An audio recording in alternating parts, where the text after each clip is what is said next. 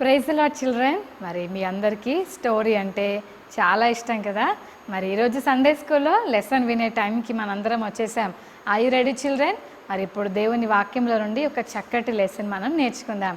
పిల్లలు, బైబిల్ గ్రంథంలో మరి ఒక అన్న గురించి మీతో మాట్లాడడానికి నేను సిద్ధంగా ఉన్నాను. మీరందరు రెడీగా ఉన్నారు కదా? ఓకే. ఒక ఊరిలో ఒక అంకుల్ ఉన్నాడు. ఆయన పేరు ఎల్కానా. ఆ అంకుల్ వాళ్ళ భార్య పేరు హన్నా. పిల్లలు, చాలా సంవత్సరాల వరకు ఆ అంకుల్కి ఆంటీకి వాళ్ళ ఇంట్లో బేబీ పుట్టలేదు. పిల్లలు లేరని చాలా బాధపడుతున్నారు. అప్పుడు పెనిన్నా అనే ఆంటీ ద్వారా మరి ఎల్కానా అంకుల్కు పిల్లలు పుట్టారు. అయితే అన్న ఆంటీ ప్రతిరోజు ఏడుస్తుండేది. మరి చాలామంది వాళ్ళ మమ్మీ డాడీ దగ్గరికి వెళ్ళి మమ్మీ డాడీ అని పిలుస్తూ ఉంటే అన్న ఆంటీ మనసు చాలా బాధ అనిపించేది. నన్ను మమ్మీ అని పిలిచేవాళ్ళు లేరు అని ఏడుస్తూ ఉండేది. పిల్లలు కావాలని, పిల్లలతో ఆడుకోవాలని, పిల్లలతోటి చక్కగా స్పెండ్ చేయాలని ఆంటీకి చాలా ఇష్టం ఉండేది. కానీ సాడ్ థింగ్ ఏంటంటే ఆంటీకి పిల్లలు లేరు. అయితే ప్రతి సంవత్సరము ఒకరోజు వారు దేవుని మందిరానికి వెళ్ళే అలవాటు ఉంది. పిల్లలు, షిలోహు అనే ఊరిలో మరి దేవుని మందిరం ఉంది. అక్కడ దేవుని మందిరంలో సంవత్సరానికి ఒకసారి మనందరం సండే చర్చ్కి వెళ్తాం కదా, అట్లా ఆ రోజుల్లో ఏడాదికి ఒకసారి అంటే సంవత్సరానికి ఇయర్లీ వన్స్ దేవుని మందిరానికి వెళ్ళి దేవునికి బలులు అర్పించేవారు. సాక్రిఫైజెస్, దేవునికి ఆఫరింగ్స్ ఇచ్చేవారు. పిల్లలు, అలాగా ఎల్కానా అంకుల్ వాళ్ళ ఫ్యామిలీతో కలిసి షిలోహులో ఉన్న దేవుని మందిరానికి వర్షిప్ చేయడానికి వెళ్తుంటే ఆంటీ అందరూ కూర్చొని భోజనం చేస్తుంటే ఆంటీ భోజనం పెడుతుంటే ఆంటీ అన్నం తినలే. పిల్లలు, మనకు ఎప్పుడన్నా బాగా ఏడుపు వచ్చిందనుకో, మనకు చాలా బాధ అనిపించింది అనుకో, అన్నం తింటారా మీరు? హ్యాపీగా ఎంజాయ్ చేస్తుంటారా? ఫస్ట్ మనకి బాధ అనిపిస్తే ఏం చేస్తాం తెలుసా? అన్నం తినడం మానేస్తాం కదా. సెకండ్, మనకు బాధ అనిపిస్తే ఏం చేస్తాం తెలుసా? మాట్లాడడం మానేస్తాం. ఇంకా ఏం చేస్తాం తెలుసా? ఏడ్చుకుంటా ఒక పక్కకి వెళ్ళిపోతాం కదా. మరి అన్న ఆంటీ కూడా అన్నం తినకుండా బాధతో ఒక మూలకెళ్ళి ఏడుస్తూ ఉంది. పిల్లలు, యేసయ్యా నాకు పిల్లలు లేరు, మమ్మీ అని పిలిచే వాళ్ళు ఎవ్వరు లేరని ఏడుస్తూ ఉంది. పాపం ఆంటీ ఏడుస్తూ ఉంటే అంకుల్కి చాలా బాధ అనిపించింది. అన్నం తిన అన్న అని చెప్తుంటే నాకు అన్నం వద్దు, నాకేమొద్దు, నాకు అసలు పిల్లలు లేరు, నాకు పిల్లలు కావాలి, నాకు చక్కటి బాయ్ కానీ గర్ల్ కానీ కావాలని ఆంటీ చాలా ఏడుస్తూ దేవుని మందిరంలోనికి వెళ్ళింది. పిల్లలు, యేసయ్య మందిరంలోకి వెళ్ళి యేసయ్య సన్నిధిలో ప్రార్థన చేస్తుంది. యేసయ్య నన్ను ఒక్కసారి జ్ఞాపకం చేసుకో, యేసయ్య నన్ను బ్లెస్ చేసి నాకు ఒక్క బాయ్ని ఇస్తే చాలు, ఆ బేబీని నేను నీ సేవకే ఇచ్చేస్తా ప్రభువా, ప్లీజ్ యేసయ్యా నాకు ఒక్క బాయ్ని, బేబీ బాయ్ని యేసయ్యా అని ప్రేయర్ చేస్తూ ఉంది. పిల్లలు, నిజంగా ఎంత సంతోషకరమైన విషయం అంటే ఆంటీ తనకి దుఃఖం వచ్చినప్పుడు, తనకు బాధ అనిపించినప్పుడు, ఏడుపు వచ్చినప్పుడు మనమైతే మన ఫ్రెండ్స్ని ఎత్తుక్కుంటాం. ఒరే ఏం జరిగిందో తెలుసారా నీ ఫ్రెండ్స్తో? బాయ్స్ ఏమో బాయ్స్ చెప్తుంటారు, గర్ల్స్ ఏమో గర్ల్స్కి ఫోన్ చేసి చెప్తుంటారు, ఇదిగో ఈరోజు మా మమ్మీ నన్ను ఇట్లా తిట్టిందని స్కూల్లో ఫ్రెండ్స్తో షేర్ చేసుకుంటారు కదా. మరి అన్న ఆంటీ ఎవరి దగ్గరికి వెళ్ళలే, వాళ్ళ ఫ్రెండ్స్ దగ్గరికి కానీ వాళ్ళ మమ్మీ డాడీ దగ్గరికి కానీ మరి ఎవరి దగ్గరికి వెళ్ళలేదు. కానీ అన్న ఆంటీ ఎవరి దగ్గరికి వెళ్ళిందో తెలుసా? యేసయ్య మందిరం దగ్గరికి వెళ్ళింది. దేవుని సన్నిధి దగ్గరికి వెళ్ళి ఏడవటం మొదలుపెట్టింది. యేసయ్యా నాకు ఒక్క కొడుకుని ప్రభువా, ప్లీజ్ యేసయ్యా అని ఆంటీ ఏడుస్తూ ఉంది. పిల్లలు, ఆంటీ ఏడుస్తుంటే అక్కడున్న పాస్టర్ అంకుల్కి అర్థం కాలేదు. అదేంటి ఈమె సైలెంట్గా ఇంత బాగా ఏడుస్తుంది, ఏంటి ఏమన్నా ప్రాబ్లమా అమ్మ అని అడిగితే, లేదయ్యా నా హృదయంలో చాలా బాధ ఉంది, నా హృదయంలో నా బాధ అంతా నేను యేసయ్య సన్నిధిలో చెప్పుకుంటున్నాను, నాకు పిల్లలు లేరని నేను ఎన్నో సంవత్సరాల నుంచి ఏడుస్తున్నానని ఆంటీ తన బాధ అంతా చెప్పుకున్నప్పుడు అక్కడున్న ఏలీ పాస్టర్ అంకుల్ ఏమన్నాడంటే, గాడ్ బ్లెస్ యూ, నువ్వేం బాధపడద్దమ్మా, మళ్ళీ నువ్వు వచ్చేసరికి నీ ఒళ్ళో చక్కటి బేబీ ఉంటాడు, నువ్వే ఏమీ బాధపడాల్సిన అవసరం లేదమ్మా అని పాస్టర్ అంకుల్ దేవుని యొక్క ఆశీర్వాదాలు ఆంటీకి ఇస్తాడు. అప్పుడు ఆంటీ బ్లెస్సింగ్ తీసుకొని ఆంటీ చాలా హ్యాపీగా యేసయ్య థ్యాంక్స్ యేసయ్య అని చెప్పి ఇంటికి వెళ్ళిపోతుంది. పిల్లలు మరి ఆంటీ అలాగే ప్రేయర్ చేసుకుంటూ రోజు దేవునితో మాట్లాడుతుంటే యేసయ్య ఆంటీని బ్లెస్ చేసి ఒక చక్కటి బేబీని ఇచ్చాడు. వావ్, సూపర్ కదా. దేవుడు ప్రేయర్ ఆన్సరింగ్ గాడ్. మన యేసయ్య మనం ఏమైతే ప్రేయర్ చేస్తామో అవన్నీ మనకి ఇస్తాడు. బైబిల్ గ్రంథంలో ఏం చెప్తున్నాడంటే ఆయన చిత్తానుసారంగా మనం ఏం అడిగినా ఆయన మన మనవి ఆలకిస్తాడని. అడగండి నేను మీకు ఇస్తానని చెప్తున్నాడు. కాబట్టి మనం యేసయ్యని అడిగేటప్పుడు విశ్వాసంతో అడగాలి. మరి పిల్లలు మీరు యేసయ్యతో మాట్లాడుతున్నారా? మీరు కూడా ప్రేయర్ చేస్తున్నారా? మరి యేసయ్యని అడిగితే తప్పకుండా యేసయ్య మీకు ఇస్తాడు. మమ్మీ నాకు అది కావాలి, డాడీ నాకు అది కావాలని మమ్మీ డాడీని పట్టుకొని ఏడవకండి. యేసయ్య పాదాలు పట్టుకొని అడగండి, యేసయ్య నాకు అది కావాలంటే తప్పకుండా అన్న ఆంటీకి ఇచ్చిన దేవుడు నీకు కూడా ఇస్తాడు. ఆంటీ తన బేబీ కొంచెం మరి 6 years అలా పెద్దగా అయ్యేంత వరకు ఇంట్లోనే ఉండి మరి ఆ బాబు కొంచెం పెద్దగా అయిన తర్వాత అంటే పాలు మానిన తర్వాత చర్చికి తీసుకురావడానికి బయలుదేరింది.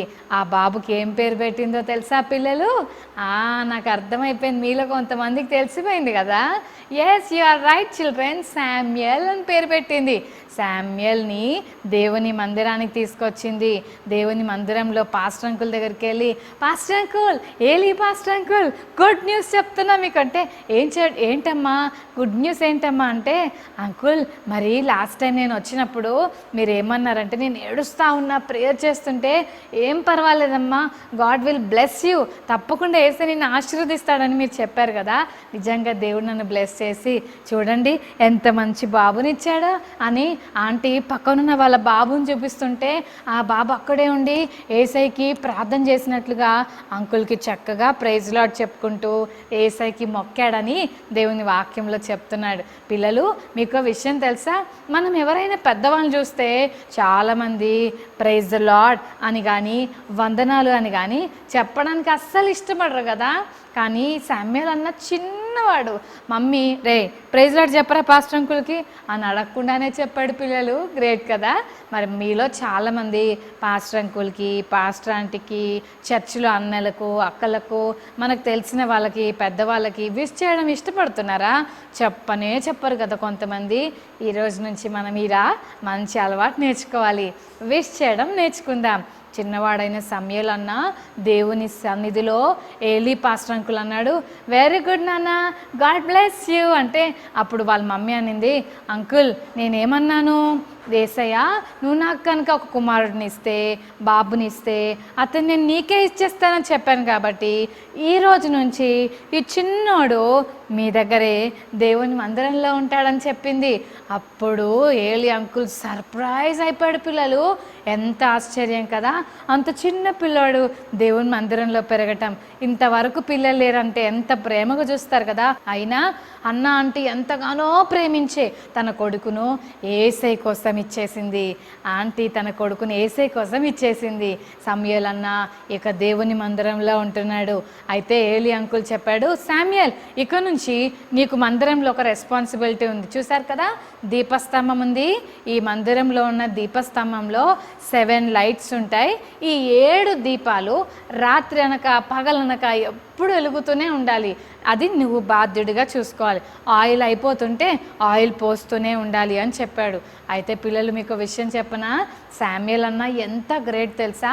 ప్రతిరోజు లేసి చెక్ చేసుకుంటా ఉన్నాడు.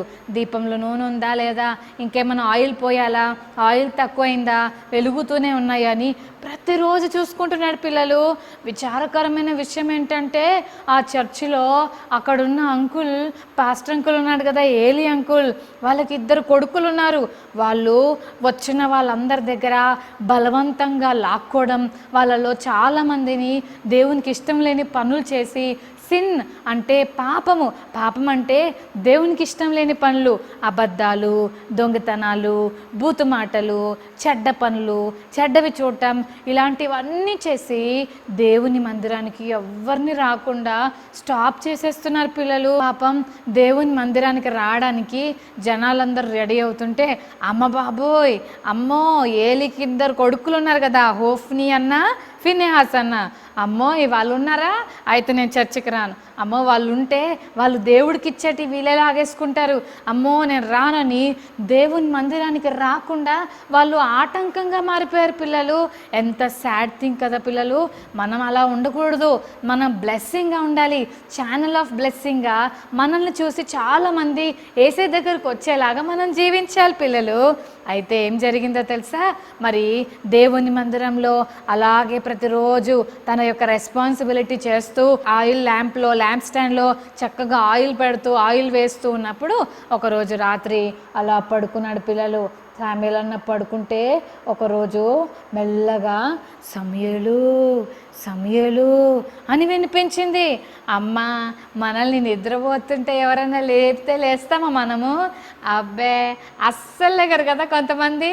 పడుకుంటే పొద్దునయ్యేదాకా, అక్క రాత్రి నేను కళ్ళు మూసుకున్నాను అక్క, లేస్తే పొద్దునైపోయింది అక్క, అసలు నాకు మధ్యలో ఏం జరిగిందో తెలియదు అక్క అంటారు. కొంతమంది అయితే డ్రమ్ము పెట్టి చెవులో కొట్టినా, నెత్తి మీద నీళ్లు పోసినా, మొక్క మీద వాటర్ పోసినా అస్సలు సోయి ఉండదు, అట్లా పడుకుంటారు కదా.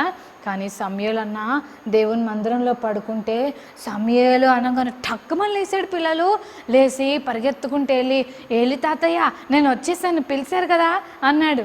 అప్పుడు ఏలి తాతయ్య అన్నాడు, లేదు నాన్న నేను నిన్ను పిలవలేదు, మళ్ళీ వెళ్ళి పడుకో అంటే మళ్ళీ పోయి పడుకున్నాడు. మళ్ళీ సమూయేలు సమూయేలు, అరే మళ్ళీ పరిగెత్తుకుంటే వెళ్ళి, తాతయ్య వచ్చేసాను, పిలిచారు కదా అని చెప్పాడు. అలా 3 సార్లు జరిగింది. అప్పుడు ఏలి తాతయ్యకి అర్థమైపోయింది, ఓహో పిలిచేది ఎవరో కాదు యేసయ్య అని అర్థమైపోయి అప్పుడు సమూయేలుని పిలిచి, సమూయేల్ ఈసారి కనుక నేను ఎవరన్నా పిలిస్తే చిత్తమండి నేనున్నాను అని చెప్పండి. అప్పుడు చెప్పు, చిత్తమండి నేనున్నాను అని చెప్పు, నీ దాసుడు ఆలోకిస్తున్నాడని చెప్పు అని పంపిస్తాడు. అప్పుడు మళ్ళీ పడుకుంటే మళ్ళీ సమూయేలు అని వినబడుతుంది. వెంటనే ఏలి తాతయ్య చెప్పినట్లుగా, చిత్తము నీ దాసుని ఆలకిస్తున్నా, చెప్పండి దేవా అని అన్నప్పుడు యేసయ్య బోల్డ్ అని విషయాలు, జరగబోయే విషయాలన్నీ కూడా శామ్యూయేల్కి చెప్తా ఉంటాడు పిల్లలు. అయితే అలా చెప్పినప్పుడు మరి దేవుడు ఏమేమి చేయబోతున్నాడో అన్ని విషయాలు, సీక్రెట్స్ అన్నీ కూడా శామ్యూయేల్కి చెప్తాడు. అయితే పిల్లలు పొద్దున్న లేవగానే ఏలి అడుగుతాడు, ఏం చెప్పాడు నాకు చెప్పు అని అంటే, నేను చెప్పను ఏలి అంకుల్ నేను చెప్పను అంటే, లేదు నాన్న ప్లీజ్ చెప్పవా అని అంటే, అప్పుడు దేవుడు ఏమేం మాట్లాడాడో అన్నీ చెప్తాడు. మరి నిజంగా శామ్యూయేల్ అన్న చిన్నవాడైనా దేవుని మందిరంలో కష్టపడి పరిచర్య చేస్తూ దేవుని మాటలు వింటూ దేవునితో మాట్లాడుతూ ఎంత చక్కగా బ్లెస్ అయ్యాడు కదా.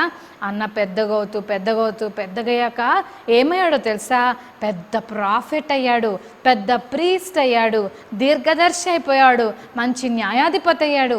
ఒక్క మనిషి 4 రెస్పాన్సిబిలిటీస్ తీసుకున్నాడు. ఎంత బాగా బ్లెస్ చేశాడు కదా. ఈ మాటలు వింటున్న ప్రియ చెల్లి తమ్ముడు, నీవు కూడా దేవుని మందిరంలో నమ్మకంగా ఉంటే, దేవునితో మాట్లాడుతూ దేవుని మాటలు వింటే తప్పకుండా యేసయ్య నిన్ను కూడా బ్లెస్ చేస్తాడు. శామ్యూయేల్ అన్నను బ్లెస్ చేసిన దేవుడు నిన్ను కూడా బ్లెస్ చేస్తాడు. మరి ఈరోజే యేసయ్యతో మాట్లాడుతూ, యేసయ్య నేను నీ మాటలు వింటాను యేసయ్య, నాతో కూడా మాట్లాడేసయ్యా అని యేసయ్యని అడుగుదామా?